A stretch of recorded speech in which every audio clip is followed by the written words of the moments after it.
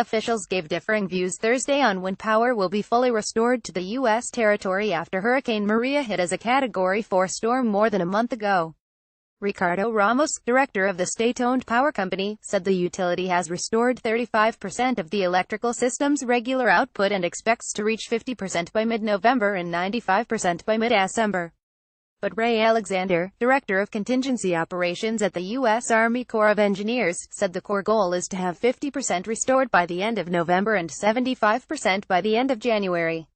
"We are focused on executing the mission we've been assigned," Alexander said at a hearing in Washington, adding that the agency has been working with the U.S. Department of Energy to help develop a more resilient electrical grid for Puerto Rico. Rosello criticized the Army Corps of Engineers earlier this week for what he said was a lack of urgency in responding to Puerto Rico's island-wide blackout. The discrepancy came as President Donald Trump cleared the way for additional federal funding for Puerto Rico by amending a September disaster declaration to increase the share of rebuilding and recovery costs borne by the U.S. government. Trump had already authorized the Federal Emergency Management Agency to pay 100% of some cleanup and emergency costs for 180 days. Washington will now pay 90% of the additional cost of rebuilding Puerto Rico, including repair of public infrastructure like hospitals, bridges, and roads and restoration of the island's devastated power grid. Typically, U.S. states cover 25% of those costs, with federal taxpayers covering 75%. Puerto Rico's finances were in shambles even before the storm made landfall in September.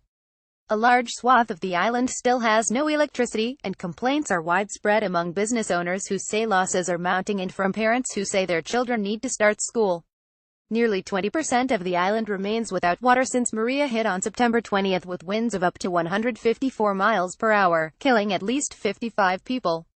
Tens of thousands have lost their jobs and some say more than 470,000 people could leave the island in upcoming years.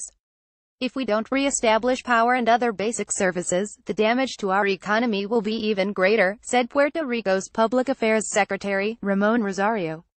"We cannot allow that, and we have established clear goals."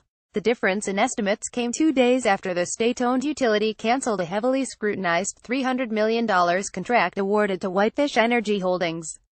The Montana-based company is located in the hometown of U.S. Interior Secretary Ryan Zinke and had only 2 full-time employees before the storm hit. Crews subcontracted by Whitefish will finish their projects before November 30, officials said. Ramos continued to praise Whitefish despite local and federal audits of the contract. "They've performed very well," he said. Ramos said he is recommending that Oklahoma-based Cobra Acquisitions, which has a $200 million contract with the government, subcontract the workers Whitefish had employed if the contract allows for it. Ramos also said Cobra's contract is practically the same as the one awarded to Whitefish. He said the power company sent letters requesting help and received responses from the American Public Power Association and Edison Electric Institute. In addition, New York Governor Andrew Cuomo announced Thursday that his state's power authority would send 350 workers and 220 bucket trucks next week along with special equipment. It also is sending a tactical power restoration team that includes 28 engineers and 15 damage assessment experts.